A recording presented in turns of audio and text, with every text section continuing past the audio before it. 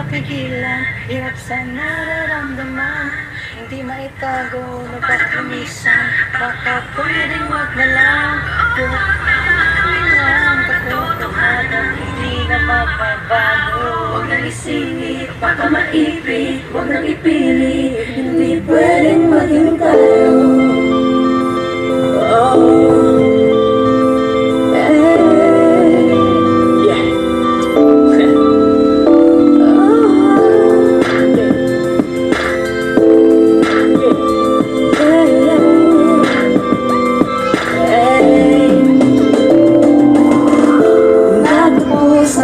Isang pagkakataon, pare-pareho nakakulong sa isang sitwasyon.